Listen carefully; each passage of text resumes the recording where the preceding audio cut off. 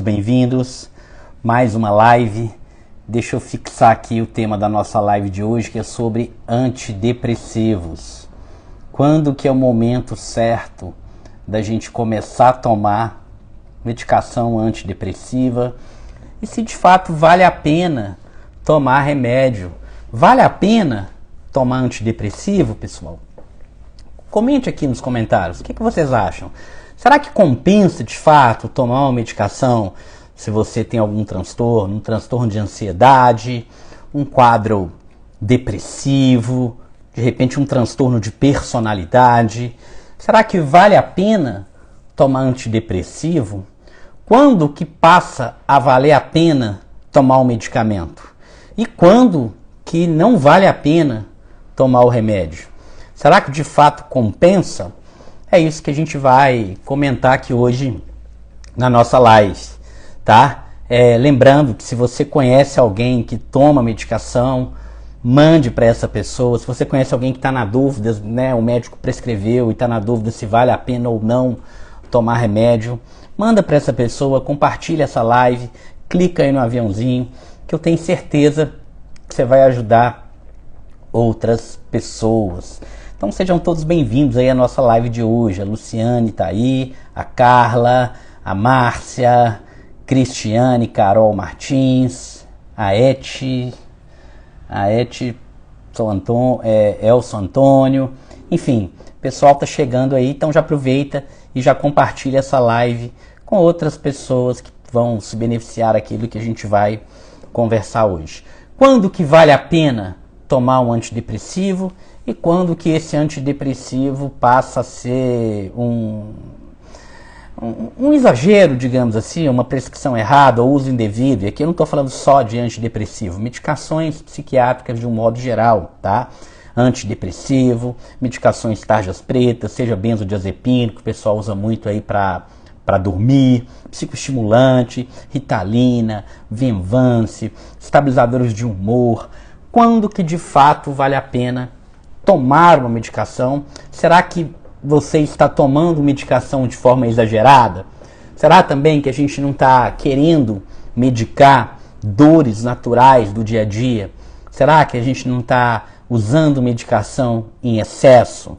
E de quem que é a culpa? Será que essa culpa do excesso de medicação ou da falta de medicação é do médico que está prescrevendo demais? É do paciente que está tomando medicação sem controle? Se é que tem alguém culpado nisso aí? Será que a gente está exagerando no diagnóstico? Não. Será que está legal do jeito que está? Será que tem gente que é contra a medicação e que está perdendo uma oportunidade de ter uma vida melhor, de repente por preconceito? E será que no outro extremo, aquela pessoa que não está sabendo lidar com as adversidades da vida, do dia a dia, do sofrimento natural que é inerente à vida humana, será que essa pessoa não está buscando em medicações aquilo que a medicação não pode dar? Ou seja, medicação nenhuma vai resolver totalmente os seus problemas. Então, o que eu espero da medicação? É muito importante essa pergunta, pessoal.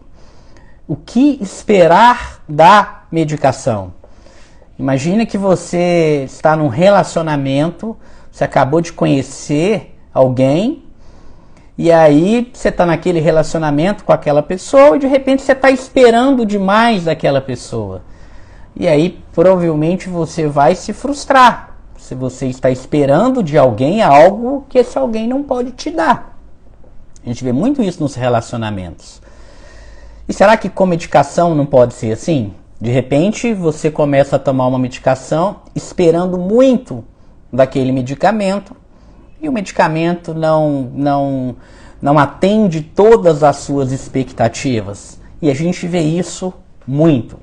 Ou seja, muita gente tomando medicação sem ter necessidade. E por outro lado, muita gente que tem necessidade de tomar evita de tomar medicação. Então esse é um ponto que eu acho que a gente vai conversar bastante aqui hoje, que eu acho extremamente importante a gente debater sobre isso. Você que toma medicação, será que você não está tomando medicação em excesso? Será que não tem um exagero nas medicações que você toma? Não. Não, de repente não, é isso mesmo, tá legal.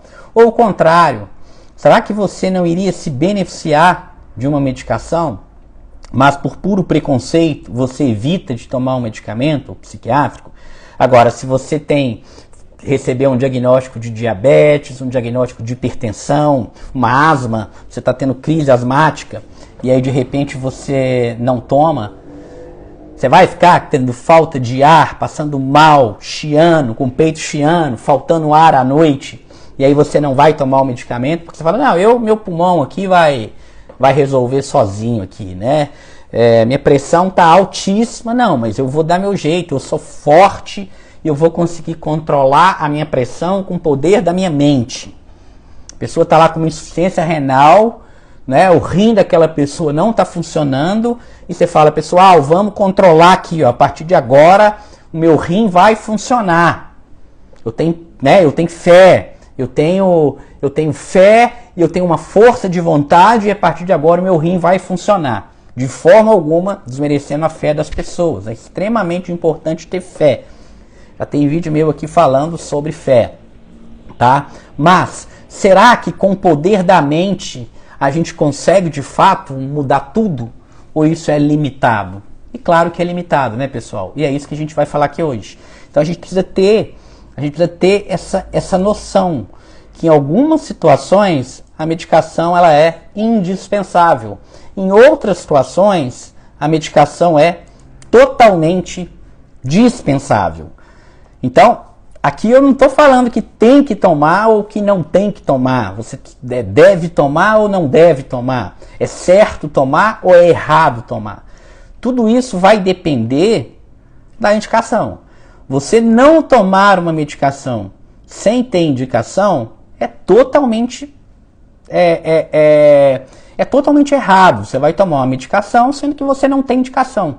Provavelmente você vai ter efeito colateral daquela medicação e não vai ter muito benefício. Por outro lado, você ficar dando murro em ponta de faca, você precisa de uma medicação porque você tem um transtorno neuropsiquiátrico. E não tomar, você vai retardar muito o seu tratamento, você vai aumentar o seu sofrimento e o que é pior, você pode cronificar o seu transtorno, fazendo com que esse transtorno fique mais grave, mais resistente e se torne recorrente na sua vida. Então, não deixar de tomar, deixar de tomar uma medicação por puro preconceito, você vai cronificar o seu transtorno. Se a gente pegar aqui, pessoal, medicação psiquiátrica provoca dependência? Na opinião de vocês, medicação psiquiátrica provoca dependência? O que vocês acham? Coloca aí para mim, medicação psiquiátrica provoca dependência? Na opinião de vocês, todo medicamento psiquiátrico produz dependência? A pessoa que começa a tomar uma medicação psiquiátrica, nunca mais ela para de tomar porque ela se tornou dependente daquela medicação? Qual que é a opinião de vocês em relação a isso? Fica de fato dependente ou não? Olha só, se a gente pegar dentro da psiquiatria, a gente vai ter basicamente, tá, 4 classes de medicamento. Aqui a gente pode pensar nos antidepressivos, que de fato não tratam apenas depressão, por mais que é chamado de antidepressivo não trata apenas depressão. Antidepressivo tem uma série de indicações. Pode ser usado no tratamento da dependência química, os transtornos de ansiedade a gente trata com antidepressivo, quadros dolorosos a gente trata com antidepressivo, vários transtornos neuropsiquiátricos associados com o ciclo reprodutivo da mulher a gente trata com antidepressivo, dor crônica e por aí vai. Tá? Então, antidepressivo não trata só depressão. Além dos antidepressivos, a gente tem os estabilizadores de humor, lítio, carbamazepina, ácido valproico, divalproato, estabilizador de humor. Né? Nós temos os antipsicóticos, quetiapina, olanzapina e outros medicamentos dessa família, que também não são usados apenas para tratar psicoses, tá, gente? A gente tem medicamentos que são da classe dos antipsicóticos que a gente usa para tratar transtorno de ansiedade, por exemplo. Então, olha só, antidepressivo, estabilizador de humor e antipsicótico.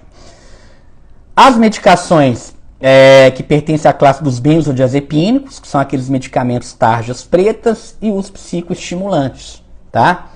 Ritalina, que é o metilfenidato, Venvance e por aí vai, tá? Antidepressivo, estabilizador de humor e antipsicótico, que são os medicamentos que a gente mais prescreve, não causam dependência. Ponto final. As medicações que têm o potencial de causar dependência são as medicações tarjas pretas. Mas existe todo um imaginário na cabeça das pessoas que esses medicamentos provocam dependência. E tem alguns motivos que explicam isso. O primeiro deles é o preconceito. A pessoa não sabe o que está falando e sai vomitando por aí que medicação causa dependência, que conhece uma pessoa que começou a tomar e que nunca mais parou de tomar e por aí vai.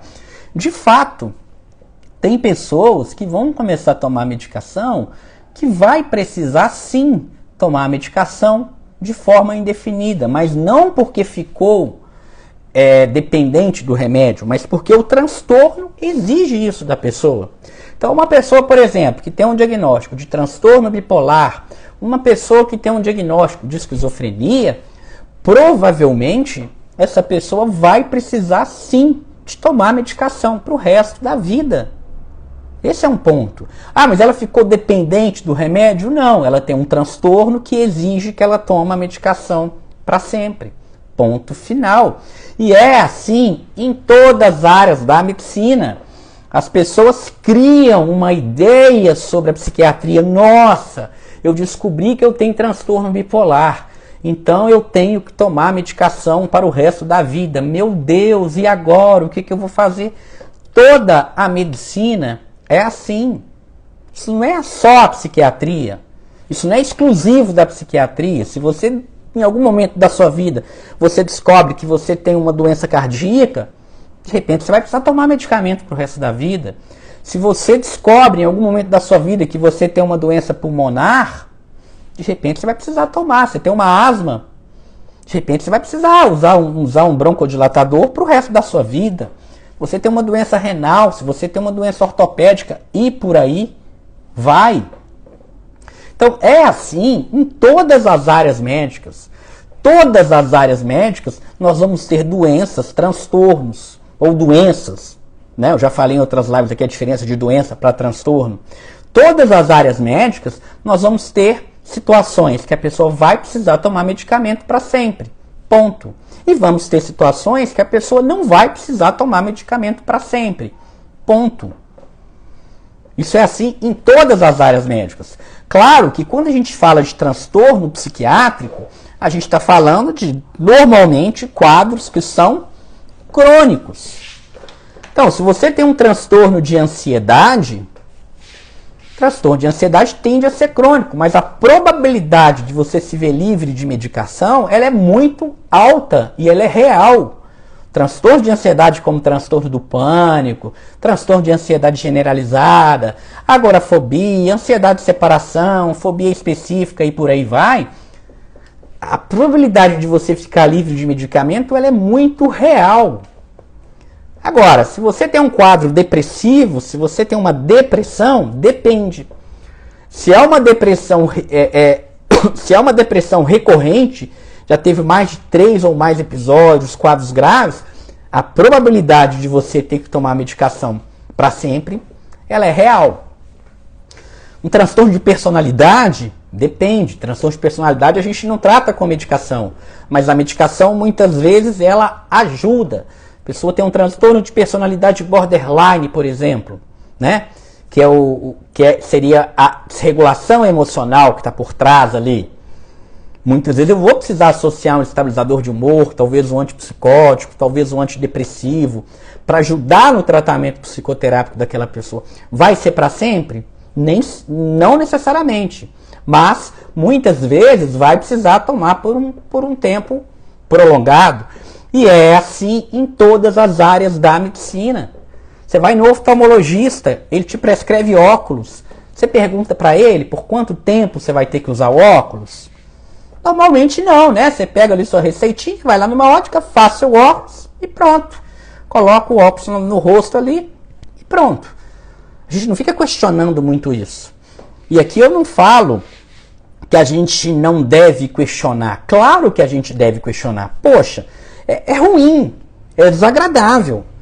Você chegar no médico e falar, olha, né, eu estou diagnosticando aqui, né, você tem um quadro de um transtorno bipolar, é um transtorno crônico, e você vai precisar tomar a medicação de forma indefinida para o resto da vida. Claro que é ruim receber uma notícia dessa.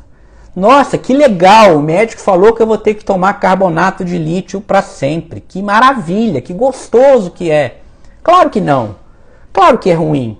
Tem todo o estigma associado a isso. Mas muitas vezes não aceitar essa realidade, isso só aumenta o seu sofrimento. Não aceitar uma realidade que você não pode mudar, só aumenta o seu sofrimento. E qual que é a mensagem aqui? Talvez a mais importante que eu vou falar aqui hoje. Existem pessoas com transtornos neuropsiquiátricos que são muito mais felizes do que pessoas que não têm transtorno neuropsiquiátrico. Felicidade não necessariamente está atrelada a um transtorno ou não. Existem pessoas com transtorno bipolar que são mais felizes do que pessoas sem transtorno bipolar. Existem pessoas com TDAH que são mais felizes do que pessoa que não tem nenhum transtorno psiquiátrico. Existem pessoas com transtorno depressivo que são mais felizes do que pessoas sem transtorno depressivo.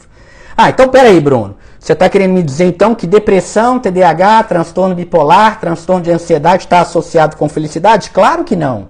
Não tem vantagem nenhuma, né? Muitas pessoas falam, tem vantagem em ter TDAH? Existe uma vantagem em ter depressão? Existe vantagem em ter um transtorno de ansiedade? Não, não tem vantagem nenhuma. Não estou falando que é bom ter ou que é vantagem ter. Eu estou dizendo o seguinte, que mesmo uma pessoa com transtorno, obviamente esse transtorno tratado, ela pode ser mais feliz do que uma pessoa sem transtorno. A ausência de transtorno não necessariamente significa felicidade e bem-estar. Existe pessoa que não tem um transtorno, mas é uma pessoa de mal com a vida, uma pessoa que não desenvolveu uma habilidade de relacionar com as pessoas.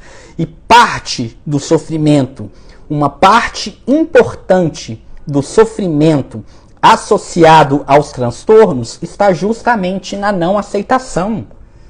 Eu atendi um paciente esses dias, o paciente estava bem. Ele veio de outro médico para mim, ele estava bem. Ele chegou e falou, olha, eu estou tomando esse remédio, mas e aí, como é que você está? Estou ótimo. Nunca me senti tão bem na minha vida. Esse paciente estava numa fase que a gente chama de fase de manutenção. O que é uma fase de manutenção? Normalmente, quando o paciente procura um médico, ele está na fase de sofrimento. Raramente o paciente procura a gente quando ele está bem. Esse caso que eu estou contando aqui para vocês é um caso atípico. Acontece. De vez em quando chega paciente assim, igual esse que eu estou contando para vocês. Mas não é o dia a dia de um médico psiquiatra. O meu dia a dia no consultório é chegar pessoas que estão em sofrimento profundo. Ninguém me procura e fala, olha, eu vim aqui porque eu vi uma live sua, achei você legal, gostei de você e vim aqui conversar à toa. Acontece. Às vezes acontece, né? Mas não é o mais comum. Tanto que existe uma área dentro das neurociências, uma área dentro da saúde mental que chama psicologia positiva, que é basicamente você trabalhar com o paciente o bem-estar. Para quem não sabe, eu sou psiquiatra e sou psicoterapeuta também. É você estimular aquela pessoa a ter um bem-estar. Mas raramente uma pessoa me procura e fala, olha, eu estou muito bem, eu só quero melhorar um pouco mais. As pessoas não procuram a gente para isso. As pessoas procuram, normalmente, o psiquiatra quando elas estão em sofrimento. E um sofrimento profundo. Quando é um sofrimento mais ou menos, a pessoa vai levando também até onde dá. Especialmente se for homem. Aí que não procura mesmo. A não ser quando a esposa pega pela orelha e leva no consultório. A maioria dos homens que eu atendo são levados, são trazidos até o consultório pela sua esposa. Né? Só uma observação aqui. Mas esse paciente especificamente que eu estou contando para vocês, ele chegou no consultório. Pô, fulano, como é que você está? Não sei o quê. Tô ótimo. Estou muito bem, não tenho queixa, estou me sentindo maravilhosamente bem. Falei, tá, mas o que te trouxe aqui na consulta e tal, não sei o quê. Aí ele começou a me falar. Ele falou que estava sentindo muito bem, mas que o médico que tratava dele falou para ele que não recomendava que ele parasse com a medicação. Ora, eu não recomendo que você pare com a sua medicação. E esse paciente já estava bem há mais de um ano. E ele não concordava com esse médico, mas ao mesmo tempo ele não queria parar. Ele não queria parar sem um médico virar para ele e falar assim, olha, pode parar. Né? Pelo menos ele tinha essa consciência. E ele me procurou falando que não concordava com o médico dele porque queria parar de tomar o remédio porque já estava bem. E era um paciente que já tinha uma longa história de problemas, psiquiátricos. Já tinha sido internado uma vez, um paciente com um transtorno bipolar, de 1, 2 fases de mania, já teve sintomas psicóticos, uma série de prejuízos que esse paciente teve ao longo da vida dele. E aí ele estava bem. E aí, conversando com ele, o que a gente começou a perceber? Não basta o paciente chegar para mim e falar, eu estou bem, eu falo, olha, já que você está bem, continua tomando remédio, vai embora, seja feliz que você está bem, deixa eu chamar o próximo. Claro que não. Se ele me procurou falando que está bem, ok. Para ele está bem, levando em conta todo o transtorno dele, mas alguma coisa que está incomodando ele. E o que estava incomodando ele? Justamente o fato dele tomar remédio. Ele estava tomando a medicação, estava se sentindo bem, mas ele não estava totalmente bem, porque ele queria ficar bem sem o remédio. E aí é que é o ponto que eu quero chegar para vocês. Muitas vezes o sofrimento daquela pessoa está no simples fato dela ter um diagnóstico, no simples fato dela tomar uma medicação. E aqui eu não estou falando simples fato num sentido pejorativo. Não é um simples fato. É péssimo, pessoal. Claro que é ruim receber um diagnóstico. Mas perceba, essa pessoa estava bem. A vida dela tinha um ano que estava caminhando bem nos relacionamentos, caminhando bem na esfera profissional, a esposa super satisfeita, né? Nem passava pela cabeça dela ele parar com a medicação. Ele estava bem, assintomático, sem nenhum sintoma do transtorno há mais de um ano. E o que estava incomodando? Aonde estava o sofrimento dessa pessoa? Na não aceitação. Ele não aceitava que para ele ficar bem, ele precisava de uma medicação. E aí, claro, tem que trabalhar essa aceitação. E por que eu estou falando isso para vocês? Porque muitas vezes a não aceitação, ela piora o transtorno. A não aceitação faz com que aquela pessoa sofra muito mais. E uma pessoa bem tratada e que aceita e que aprende a conviver de forma harmônica com o seu tratamento, que pode ser medicamentoso ou não, várias situações o tratamento é não medicamentoso. E aí entra também um sofrimento muito grande, que essa pessoa muitas vezes vai ter que abrir mão de muitas coisas, né? A live hoje aqui não é sobre álcool. A gente pode fazer uma depois sobre álcool. Mas a não aceitação de um problema costuma piorar o problema. E aqui eu estou falando para vocês de transtorno. Óbvio, eu sou um psiquiatra, eu trato transtorno, quadros neuropsiquiátricos. Mas não aceitar um problema, independentemente de ser transtorno ou não, tende a piorar o problema. Anota aí. Essa eu quero que vocês anotem. Diante de um problema na vida de vocês, qualquer que seja o problema, seja um transtorno neuropsiquiátrico ou não, diante de um problema, a gente tem 4 opções. Apenas 4. Se algum de vocês aí tiver a 5ª opção, escreve aqui nos comentários. Primeiro, a gente pode piorar o problema. Eu tenho um problema, eu posso piorar esse problema. Então, eu tenho um transtorno, e eu não aceito meu transtorno, eu começo a beber, usar droga, brigar com todo mundo, descontar minha raiva nas pessoas. Eu estou piorando o meu problema. Tomar o medicamento de forma errada, não ir nas consultas, e falar que não, revoltar contra o transtorno, revoltar contra o médico, revoltar contra a mãe, revoltar com todo mundo. Eu estou piorando o meu transtorno. Eu tenho um transtorno de ansiedade. Eu não aceito o meu transtorno de ansiedade. Eu pioro ele, bebendo, brigando com as pessoas, não aderindo ao tratamento. Essa é uma situação diante de um problema. A segunda opção, eu posso ficar reclamando, o tempo inteiro reclamando.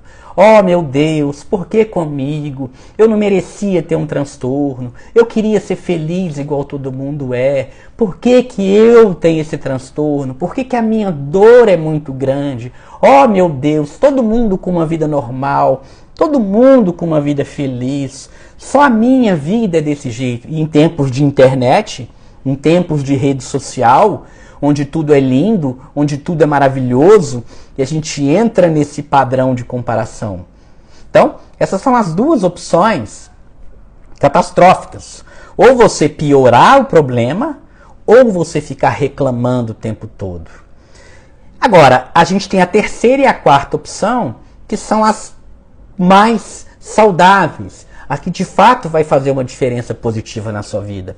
A terceira opção é a gente aceitar aquilo que a gente não pode mudar. E aceitar não é concordar, aceitar não é resignar. Aceitar é você aceitar aquilo que você não pode mudar e comprometer com aquilo que está no seu controle, que seria a quarta opção. Se tem solução, eu vou tentar resolver. Se não tem solução, eu preciso aceitar. Isso é para tudo na nossa vida. Você teve uma ruptura num relacionamento e você não queria acabar com aquele relacionamento. Você tem duas opções. Ou você aceita o término desse relacionamento, ou você vai lá e tenta reconciliar. E ponto final. Não existe outra opção. Agora, você pode ficar reclamando, ou você pode ir lá e bater na pessoa. E aí você vai preso, a pessoa nunca mais vai querer te ver. Você piorou o problema. Então percebe, quando a gente vê agressões, né? Homem batendo em mulher, mulher batendo em homem, e aquela confusão toda, a pessoa está piorando o problema e muitas vezes cometendo até crime, feminicídio, uma barbaridade. Então, diante de um problema, tem solução? Resolva. Não tem solução? Aceite. Essas são as mais saudáveis. Ou então você vai entrar nas outras duas. Ou você vai piorar, ou você vai ficar reclamando o tempo todo. E a gente vê muito isso com medicamento. Você tem um transtorno que não tem como ficar sem remédio, aceita isso e se comprometa a tratar. Porque na hora que você aceitar e se comprometer com o seu tratamento, a sua vida vai começar a andar, a sua qualidade de vida vai melhorar. Se tem como você tratar e eventualmente ficar sem tomar medicamento, ok, ótimo. Como eu falava aqui, transtorno de ansiedade, por exemplo, isso é muito possível, é totalmente possível. Claro que vai exigir uma disciplina muito grande do paciente, um comprometimento com mudança de estilo de vida, com medicação pelo tempo, pela dose correta, vai envolver uma energia muito grande. E é nisso que você tem que focar. É o que está no seu controle para você resolver aquele problema que se apresentou na sua vida. Mas as pessoas começam a focar justamente, infelizmente, naquilo que elas não têm controle. Então isso é muito comum. A pessoa foca naquilo que ela não tem controle. Começa a se perguntar: onde eu estou colocando a minha energia? Eu estou colocando a minha energia naquilo que eu tenho controle? Ou eu estou colocando a minha energia naquilo que eu não tenho controle?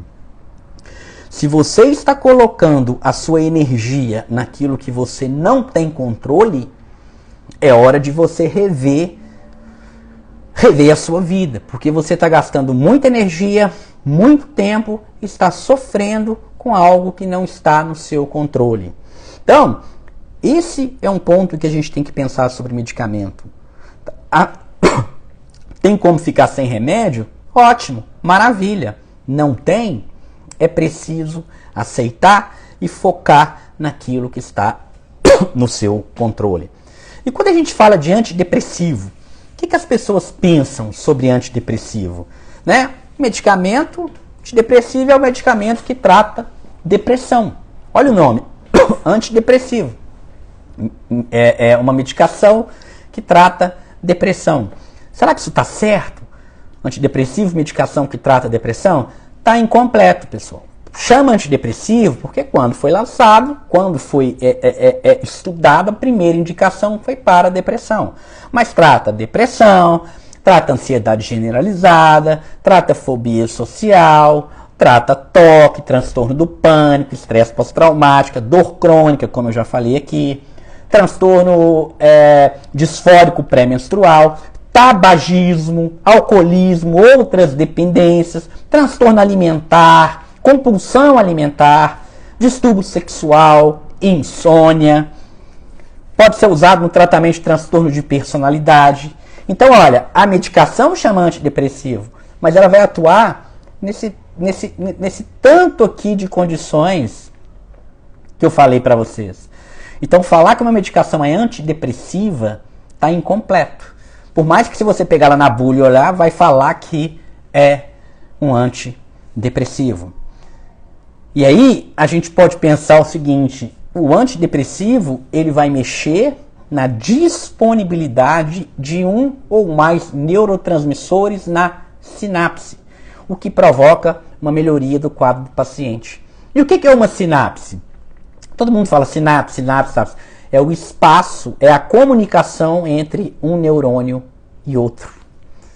Então, hoje a gente sabe que quando a gente fala em neurotransmissores, se a gente fosse de uma forma bem simplista, a teoria lá de 1950, gente, uma teoria de quase 70 anos, que a gente vê repetindo aí na internet o tempo todo, olha, antidepressivo aumenta a disponibilidade de serotonina, de dopamina e noradrenalina.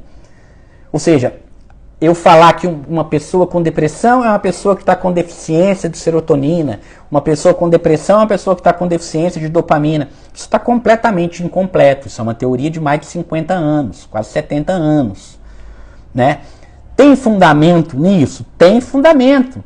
Nós médicos, muitas vezes, a gente escolhe a medicação, muitas vezes baseado um pouquinho nessa teoria, porque ela ainda se mostra útil na hora de nortear a gente na prescrição de uma medicação, né? Por exemplo, um paciente que está com dificuldade de ter prazer, né? Anedonia na depressão, uma baixa motivação, um sem foco, desmotivado, sem sentir prazer, a gente pode pensar ali numa desregulação dos circuitos dopaminérgicos, a gente pode pensar mais em dopamina. Então, uma medicação que mexe com dopamina, para esse paciente, pode ser útil. Sintomas de irritabilidade, ansiedade, angústia, tensão, a gente pode lembrar mais da serotonina. Baixa de energia, sensação de cansaço, aumento da dor, paciente reclamando muita dor. Existe uma relação entre dor, ansiedade e depressão. A gente pode pensar aqui em noradrenalina, mas isso é uma visão simplista do que está de fato acontecendo.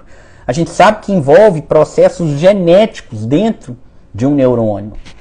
Então não é tão simples assim. E aí a gente pode pensar, né? A gente pode pensar o seguinte, pessoal. A mente, isso aqui é um ponto importante. A mente, ela é produto do cérebro. Vou falar de novo. A mente é produto do cérebro. O que eu estou querendo dizer com isso? A mente, pessoal, quando eu falo mente, eu estou falando aqui, olha, pensamento, atenção, linguagem, humor. Uma pessoa que está triste, uma pessoa que está ansiosa, é um processo mental que está alterado. É a mente daquela pessoa que está alterada. Só que a mente eu não consigo ver. A mente eu não consigo pegar. Se eu entrar agora num laboratório de anatomia e falar com o professor de anatomia assim, professor, me mostra a mente dessa pessoa que está aqui no laboratório. Me mostra a mente. Não tem jeito. Essa pessoa nem tem mente mais, ela já morreu. A mente eu não consigo ver. A mente é essa parte mais abstrata. Me mostra o pensamento de alguém. Me mostra o humor de alguém. A mente eu não consigo ver. Eu não consigo ver a mente. Eu consigo ver o cérebro, o órgão físico, cérebro. Então, você está me vendo aqui nessa live. Olha, você está usando a linguagem. A minha linguagem está entrando aí no órgão do sentido, a sua audição está captando a minha fala. Você consegue ver essa linguagem. A sua atenção, você colocou a atenção em mim aqui agora. Tudo isso são processos mentais. É uma parte mais subjetiva. Só que a mente, só existe mente porque existe um órgão cérebro. A mente é o produto do cérebro. Se o cérebro, órgão cérebro, adoece, a mente também adoece.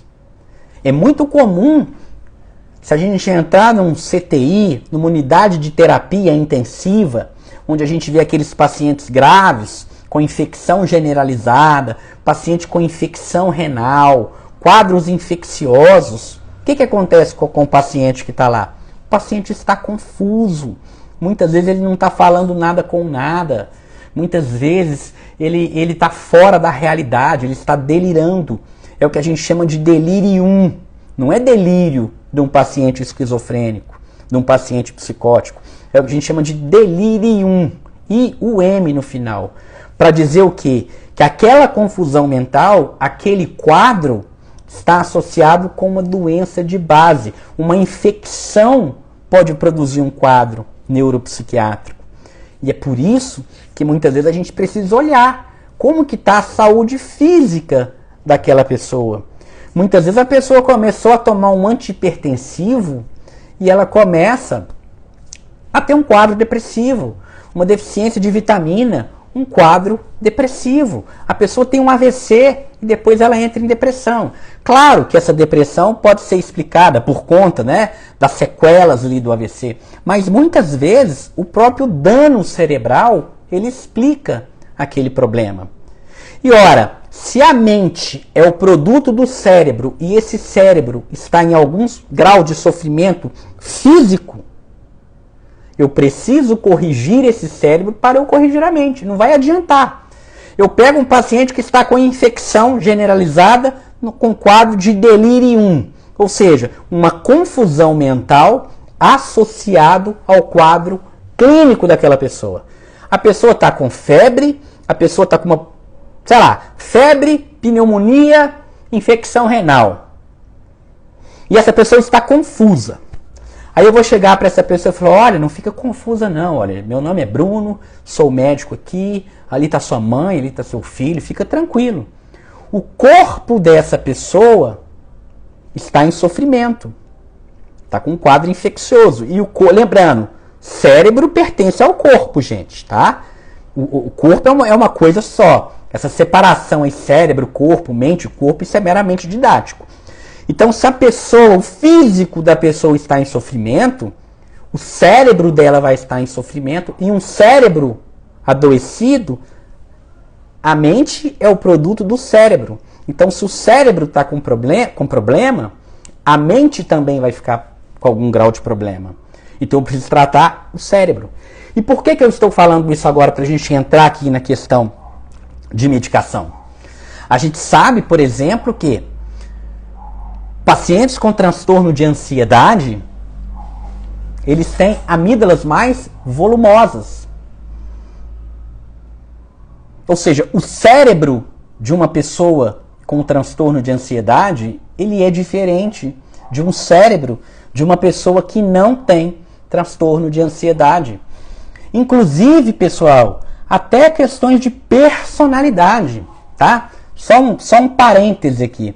Se a gente comparar o cérebro de uma pessoa extrovertida com o cérebro de uma pessoa introvertida, o cérebro dessas pessoas é diferente. Eu não estou falando a forma de pensar, nossa, aquela pessoa ela é mais extrovertida, aquela pessoa é introvertida e tal. O cérebro de uma pessoa extrovertida é diferente de um cérebro de uma pessoa introvertida. E a gente conhecer isso, quem não é da área da saúde mental, quem não estuda neurociência, não precisa saber disso, mas entender que diferenças no órgão cérebro explica diferenças na mente e no comportamento daquela pessoa. Isso faz, inclusive, com que a gente fique mais tolerante.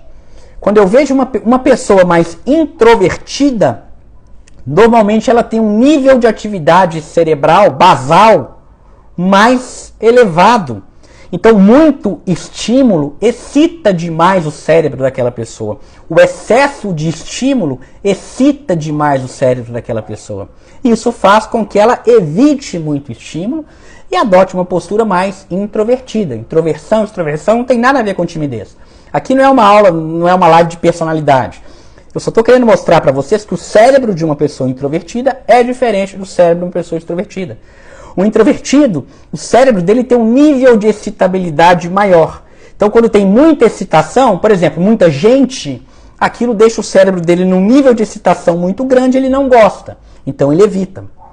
O cérebro de uma pessoa extrovertida tem um nível de excitação mais baixo. Então, muita excitação externa sobe a atividade do cérebro dele para um nível mais ideal. Só a título de curiosidade também. Inclusive, pessoas introvertidas são mais sensíveis à cafeína. A chance de uma pessoa introvertida ter reações desagradáveis com o café é muito maior do que uma pessoa extrovertida. Então, a gente precisa começar a entender que o cérebro das pessoas são diferentes.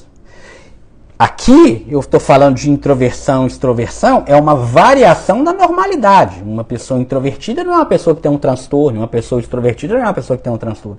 Claro que isso pode ser um fator de risco para alguns transtornos, mas isso por si só é uma variação da normalidade. Agora imagina o cérebro de uma pessoa ansiosa, o cérebro de uma pessoa com depressão. É um cérebro diferente. Claro que a depender da gravidade, eu posso de repente tratar só com psicoterapia? Pode.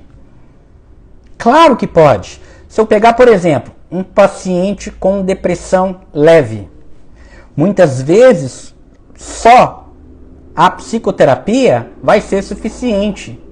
Só eu fazer uma reestruturação cognitiva nas crenças daquele paciente, estipular com ele um programa de ativação comportamental, vai ser suficiente.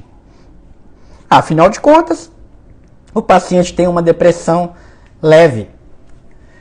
Agora imagine um paciente com uma depressão grave, moderada e grave. O paciente não consegue sair da cama, gente. Aí eu vou chegar para esse paciente e falar assim, olha, não, é só você ficar de boa aí, entendeu? Vamos passear e vamos pensar positivo que você vai resolver. Não vai. Por quê? O cérebro daquela pessoa está funcionando de forma diferente. E um cérebro funcionando de forma diferente vai produzir estados mentais diferentes. Nesse caso, estados mentais patológicos. Que vão ter manifestações mentais? Vão. Mas vão ter manifestações também físicas. Esse é que é o ponto. Esse é que é o ponto. Alterações mentais são produtos de cérebro. O cérebro adoecido provoca processos mentais disfuncionais e adoecidos. Ou seja, a expressão de um transtorno neuropsiquiátrico muitas vezes reflete o órgão, o cérebro, que não está funcionando de forma adequada. E aí sim, a gente está falando aqui muitas vezes de transportadores de neurotransmissores, aqueles ali que eu falei para vocês, né? Mas lembrando que não é só ausência ou falta ou excesso de neurotransmissores, não é só isso. Se fosse isso, gente, o antidepressivo faria efeito com 2 dias, 3 dias.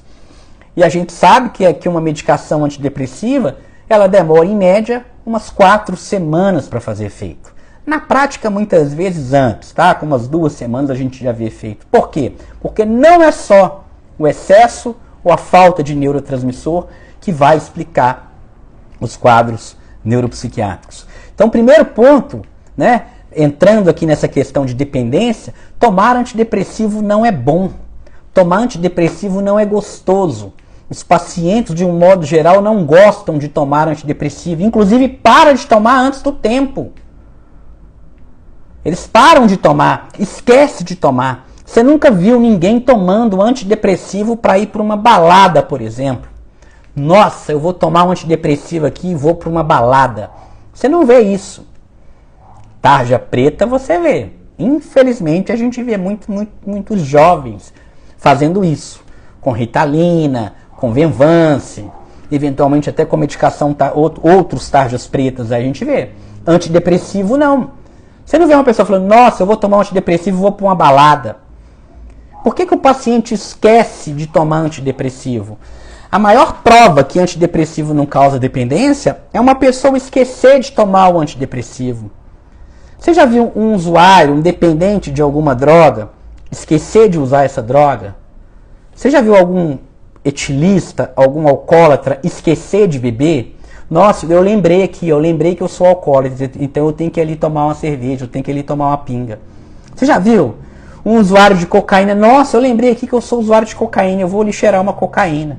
Você já viu um usuário, um dependente de alguma droga, esquecer de usar a droga?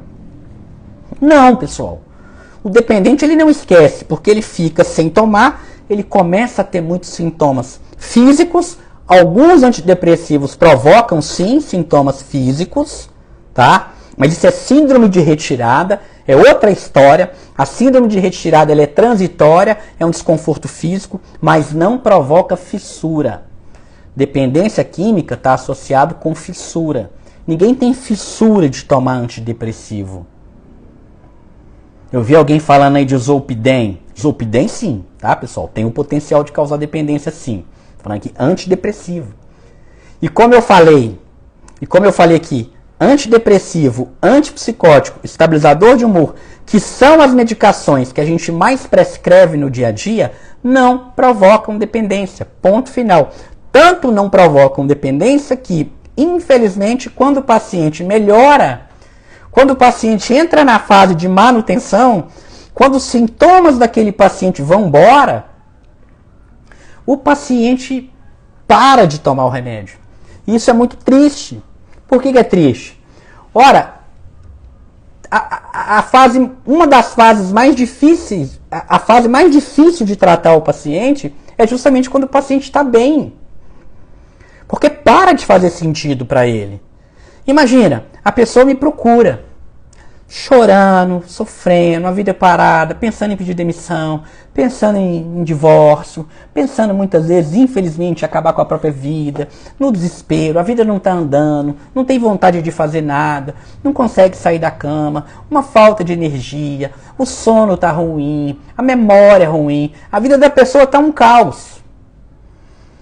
É muito mais fácil. Alguns casos, dependendo da intensidade, fica difícil também. Às vezes a pessoa não tem, né? A depressão, por exemplo, ela compromete a capacidade da pessoa ter esperança. A falta de esperança, a depender da intensidade, a pessoa ela pode de fato ter perdido totalmente a esperança, ela não quer nem tentar e não quer tomar nada. Isso acontece. Mas é muito mais fácil uma pessoa que está experimentando o seu sofrimento aceitar tomar o remédio. É muito mais fácil eu convencer uma pessoa que está tendo transtorno de pânico, que está num quadro depressivo, que está num transtorno de ansiedade generalizada, irritada, brigando com todo mundo. É muito mais fácil eu convencer essa pessoa a tomar medicamento do que quando a pessoa está bem. E aí entra talvez a parte triste. Porque a gente está ali, a pessoa procurou e está naquele sofrimento, e está mal, e está mal, e está mal, e está mal. Você vai, medicou, tratou, fez a terapia, começou, ficou bem, pronto. Aí a pessoa volta e fala, olha, eu vim aqui agora porque eu estou querendo parar de tomar o remédio. Não quero mais tomar. Porque para de fazer sentido para a pessoa.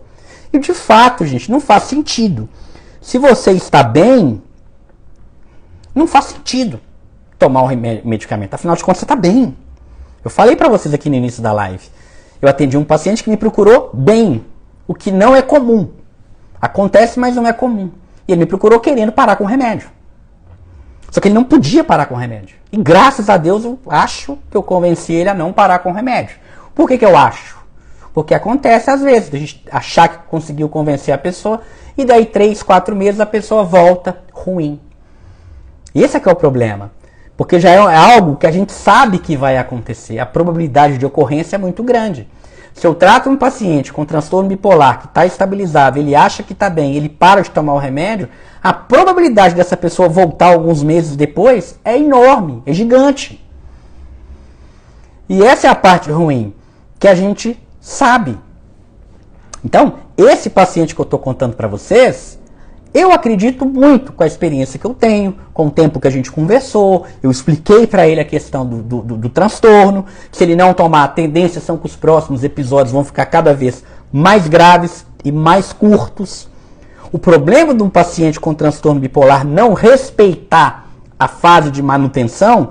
Qual que é a fase de manutenção? Vamos lá, fase aguda, o paciente está com sintomas, ele está numa fase de mania, de hipomania ou de depressão. Essa fase eu vou tratar esse paciente. Quando esse paciente sai da fase aguda, ele entra na fase de manutenção. Ele está sem sintomas e ele está bem. Se o paciente não respeita essa fase de manutenção, a tendência é que o quadro recorre e vai ficar recorrendo. E aí muitas vezes a gente vê o que a gente vê muito frequente. O paciente toma enquanto ele está em crise, sai da crise e para de tomar. Passa um pouco, volta para a crise de novo, toma. Aí sai da crise e para de tomar. E fica nessa. E o que acontece? Cada episódio que ele tem, subsequente, vai ficando cada vez mais grave e mais curto. Então, se ele tinha uma crise a cada 6 meses, a cada ano, com o tempo esse intervalo vai ficando curto. Daí um tempo ele está tendo crise a cada de 2 em 2 meses, ou então cada mês ele está tendo uma crise. E cada crise que ele vai tendo, as crises vão ficando mais graves, mais intensas e mais frequentes. Então, esse é que é o ponto. Convencer uma pessoa que está sem sintomas a tomar o medicamento acaba sendo muito mais difícil. Mas lembra o que eu falei há pouco tempo? A mente é produto do cérebro. E se eu tenho um cérebro que de alguma forma está funcionando de um jeito que vai produzir estados mentais alterados e transtornos alterados, essa pessoa precisa tomar a medicação. É sempre assim? Com todos os transtornos? Não. A gente sabe, por exemplo, que transtorno de ansiedade generalizada, muitas vezes mesmo, o paciente não vai precisar tomar medicamento para sempre. Mas ele vai precisar adotar uma série de coisas na vida dele. Vai ter que trabalhar a intolerância à incerteza, vai ter que trabalhar o viés de negatividade, vai ter que trabalhar a crença positiva sobre a preocupação, vai ter que trabalhar questões de processamento emocional, saber regular bem as emoções, entender do que ele tanto foge, porque a preocupação em excesso do TAG é um mecanismo de fuga de um estado emocional que ele não quer experimentar. Se eu preocupo demais, eu estou fugindo de algo que pode acontecer e eu não vou saber lidar com aquele estado emocional. Então, é uma espécie de fuga. Todos os transtornos de ansiedade acabam sendo uma fuga. Né? Um transtorno do pânico, a mesma coisa. Eu começo a ter medo de ter crise. Quanto mais medo eu tenho, mais intenso fica o transtorno. Quanto mais medo eu tenho, mais intenso fica o transtorno. E por aí vai. Dá para se livrar desses transtornos sem medicamento? Na maioria dos casos, dá. Mas envolve um esforço absurdo por parte do paciente. Não é um esforço absurdo, gente. Tá? Falando assim, fica, nossa, um esforço absurdo. Envolve mudar muita coisa na vida. Especialmente aqui quando a gente está falando de álcool e outras coisas que muita gente gosta de fazer. Isso é incompatível, gente. Tá? É incompatível. Se você tem um transtorno de ansiedade, se você tem um transtorno depressivo, se você tem um transtorno bipolar, já comece a acostumar com a ideia de entrar em abstinência total de álcool. Sei que muita gente vai sair dessa live aqui agora, mas é incompatível. Ah, eu tenho crise. Esse dia uma paciente ficou...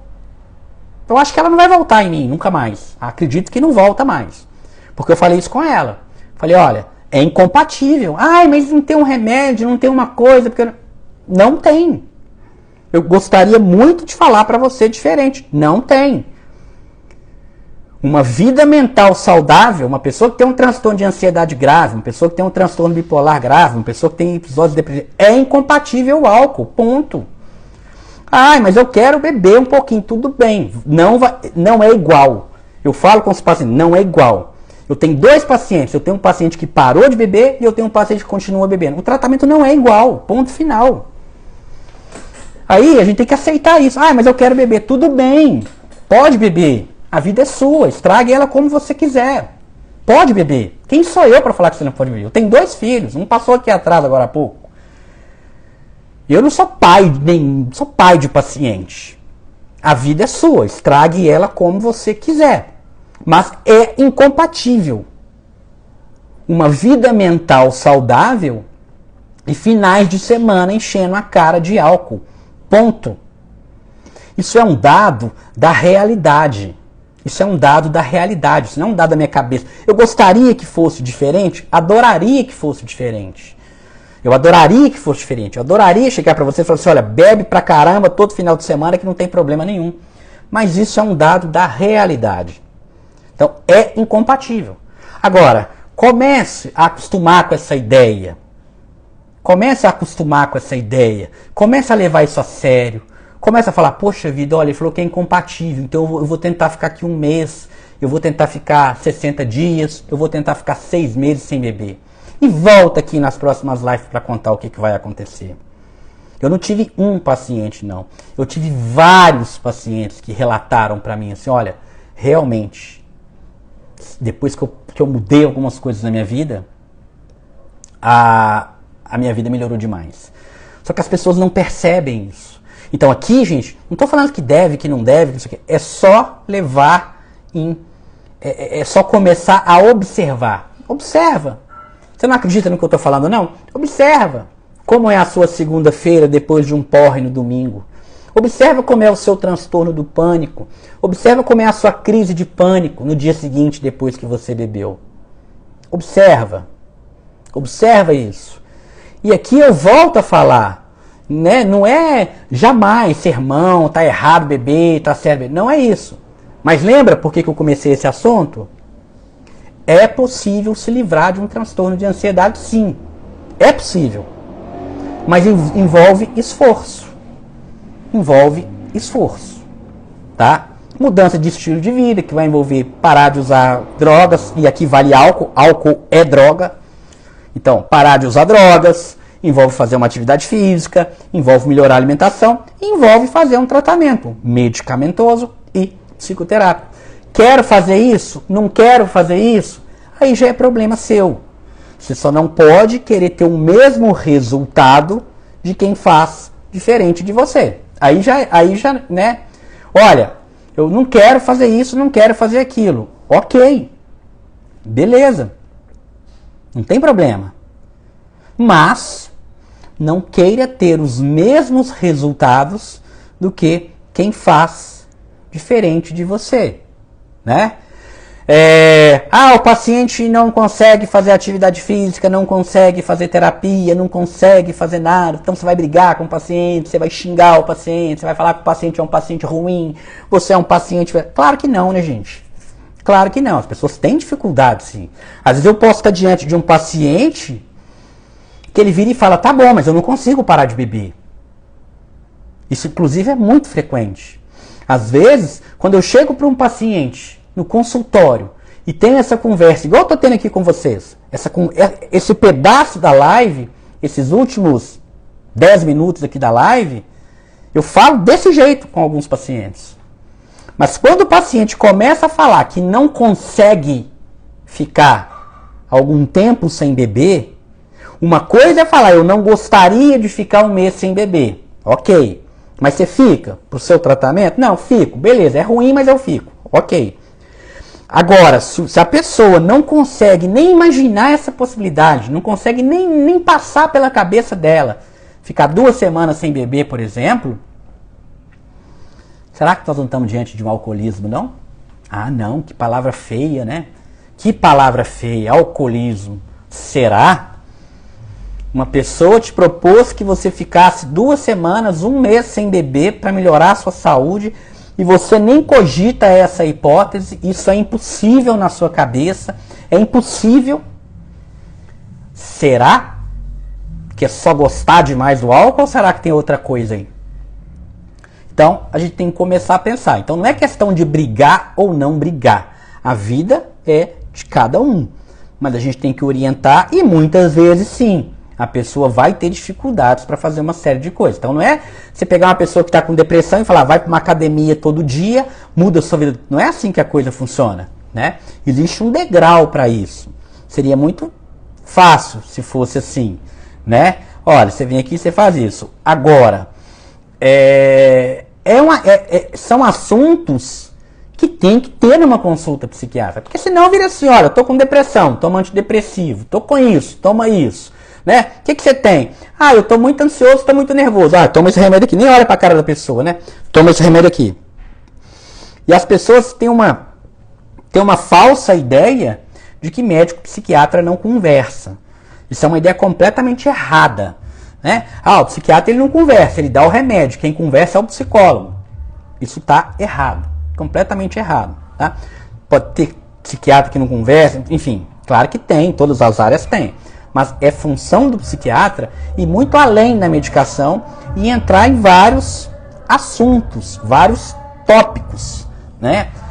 Álcool, relacionamento, sono, alimentação, atividade física. Como que eu vou tratar uma pessoa que está com depressão, com uma psicose? Como que eu vou tratar uma pessoa sem saber se essa pessoa está dormindo bem? Se essa pessoa não está dormindo bem, já começa por aí. O tratamento começa olhando como que está o sono. Se a pessoa não dorme bem, já tem algo errado nisso aí. Então, o psiquiatra, ele prescreve o remédio? Sim. Mas, além disso, ele precisa saber o que está acontecendo. Tem certos assuntos, relacionamentos, sono, alimentação, atividade física, a forma como essa pessoa se relaciona com os outros. Isso é fundamental. Só para vocês terem uma ideia disso, existe um tipo de terapia que é considerado a terapia padrão ouro para depressão, além da TCC, da terapia cognitivo-comportamental. A gente tem duas abordagens psicoterápicas que são consideradas principais para transtornos depressivos. Uma delas é a terapia cognitivo-comportamental, que todo mundo já conhece, que vai trabalhar reestruturação cognitiva e ativação comportamental. E a outra é o que a gente chama de terapia interpessoal, que basicamente a terapia interpessoal vai trabalhar as relações interpessoais. Uma pessoa que não conversa com a mãe, uma pessoa que perdeu um ente querido, uma pessoa que está em pé de guerra com outra pessoa. Só daí vocês têm uma noção do quão forte é as relações interpessoais na nossa vida, na nossa mente. É muito frequente, inclusive aqui nos comentários já apareceu hoje, é muito frequente as pessoas falarem assim: como que eu vou me curar? Como que eu vou melhorar se o ambiente que eu estou é um ambiente ruim? Como que eu vou melhorar se o meu trabalho é um trabalho tóxico, se a minha mãe é tóxica, se a minha filha é tóxica, se o meu marido é tóxico e por aí vai? Ou seja, o impacto da forma como eu gerencio os meus relacionamentos tem relação direta. Então vai sim além da medicação. Então perceba que não é 8 nem 80. A medicação ela é útil, mas colocar toda a responsabilidade de um transtorno na conta de um medicamento acaba sendo muito ruim, tá? Então, pessoal, essa que é a mensagem que eu queria passar para vocês aqui hoje, tá? Lembrando que eu vou fazer mais lives, agora toda semana tem live, mas essa é a mensagem, né? Olha, a medicação, ela é útil? Sim, quando bem indicada ela tem a sua utilidade, porque muitas vezes é o seu cérebro que está adoecido. Se você tem um cérebro que em alguma região desse cérebro, em algum momento ele não está funcionando de forma adequada, muitas vezes ele vai sim precisar de uma medicação. Ponto. Agora, se você está comprometendo a sua vida de outra forma, a gente precisa rever isso também. Seja na forma como você pensa, seja na forma como você vem se comportando, isso tudo interfere. Então não adianta também a gente colocar toda a responsabilidade nas costas de um medicamento. Eu atendi um paciente esses dias que falou: eu quero um medicamento assim, assim, assim, mas eu não vou mudar nada na minha vida. Não vou mudar. Não quero mexer na minha alimentação, não quero parar de dormir durante o dia, não quero parar de ficar em celular a noite inteira. Normalmente é os mais jovens que são assim, né? Celular o dia inteiro, computador o dia inteiro, videogame o dia inteiro, refrigerante e hambúrguer o dia inteiro, e não estava disposto a mudar isso. estava com sintomas depressivos e queria um remédio que resolvesse todos os problemas dele. Não se relacionava bem com a mãe e nem com a irmã. Gente, me ajuda aí. Qual antidepressivo vai dar conta disso? Qual antidepressivo vai dar conta disso? Nenhum. Nenhum. Uma pessoa que fica no quarto o dia inteiro, um quarto escuro, jogando videogame, mexendo no computador, comendo porcaria, dormindo 3 da manhã e acordando meio-dia. Não tem antidepressivo que resolve isso. E aí você me pergunta, então você brigou com o menino? Você xingou ele todo? Claro que não. Não tem que xingar ninguém. Claramente aquela pessoa está com sofrimento. Não estou dizendo que ele não tem sofrimento. Mas discutir esses assuntos fazem parte do tratamento. Claro que essa pessoa está adoecida. Eu não posso virar para ela e falar, olha, é problema seu, azar seu. Some daqui, não tem o que fazer por você. Não tem jeito.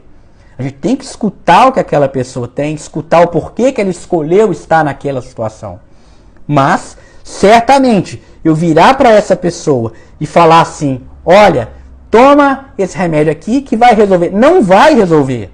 Aliás, esse paciente especificamente nem tinha indicação de antidepressivo. E aí nós médicos, muitas vezes a gente entra, vou confessar que para vocês, a gente entra muitas vezes numa situação que acaba sendo um pouco cansativo para a gente que é médico. E eu falo por mim e por outros colegas que eu já conversei, que é a gente desconstruir um diagnóstico. Desconstruir o diagnóstico é muito cansativo, pessoal. O que eu chamo de desconstruir um diagnóstico? É uma pessoa chegar no consultório e falar assim, eu tenho TDAH. E aí você conversa, e você tem que desconstruir isso. Você tem que chegar para essa pessoa e falar, olha aqui, você não tem TDAH. Por isso. Muitas pessoas saem, às vezes, até bravo. Você não consegue desconstruir um diagnóstico. A pessoa não concorda. Ela já foi com o diagnóstico pronto e você tem que desconstruir. A pessoa fala, eu tenho uma depressão. Não, você não tem uma depressão. Você tem uma outra coisa, isso não é depressão. Só que a pessoa ela já vai com aquele diagnóstico enraizado dentro dela, cheio de viés de confirmação, já pesquisou no Google um tanto de coisa, e todas aquelas informações que iam a favor do diagnóstico, ela registrou na mente dela, e tudo aquilo que ia contra o diagnóstico, ela não registrou na mente dela. E ela vai para o consultório com a convicção que ela tem um diagnóstico. E quando você vai tentar desconstruir esse diagnóstico, é muito difícil, porque nem todo mundo aceita. Nem todo mundo aceita. E muitas pessoas preferem taxar como tem um diagnóstico do que muitas vezes olhar para outras coisas que ela está fazendo na vida dela.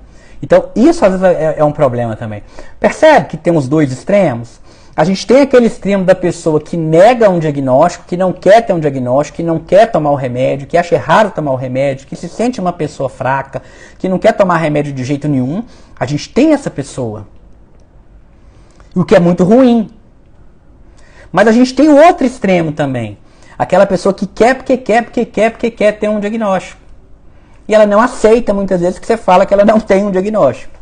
Isso a gente vê também, infelizmente a gente vê, né? Especialmente a gente vê muito isso com TDAH, por exemplo, a gente vê bastante, né?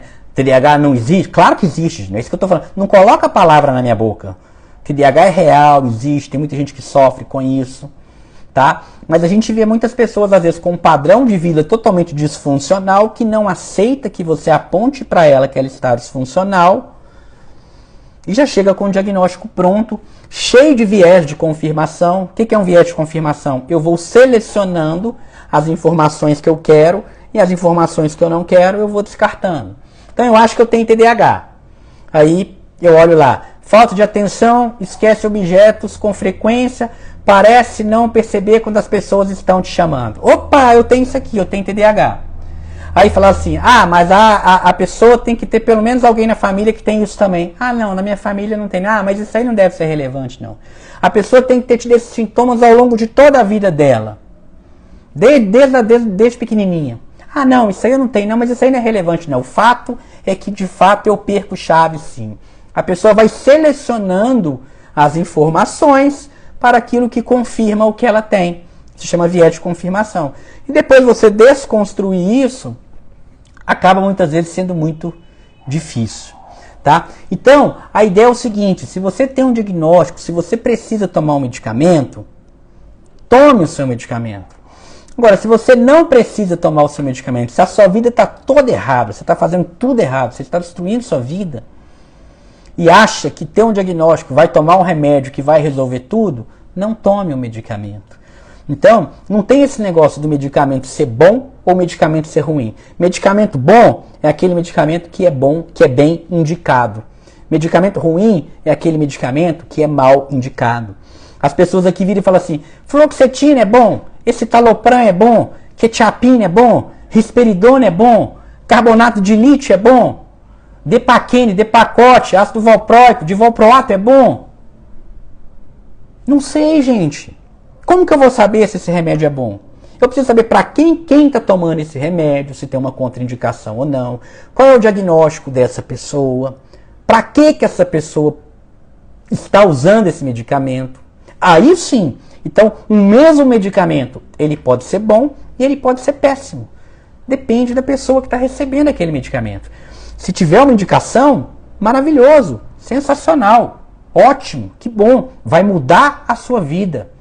Você vai ganhar uma nova vida.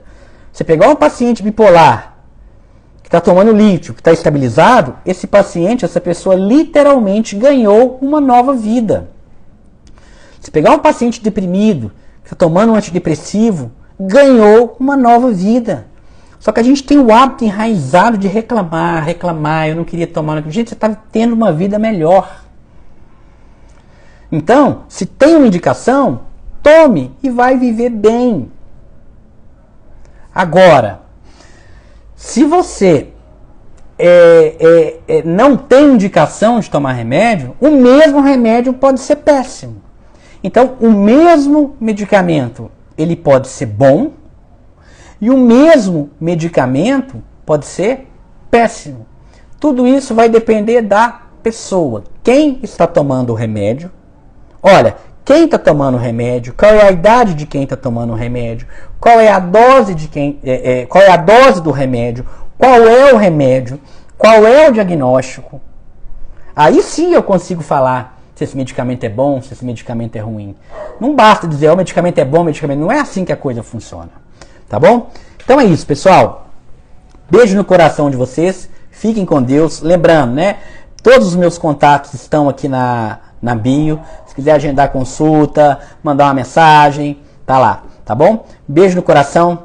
Fiquem com Deus. E até semana que vem. Tchau, tchau.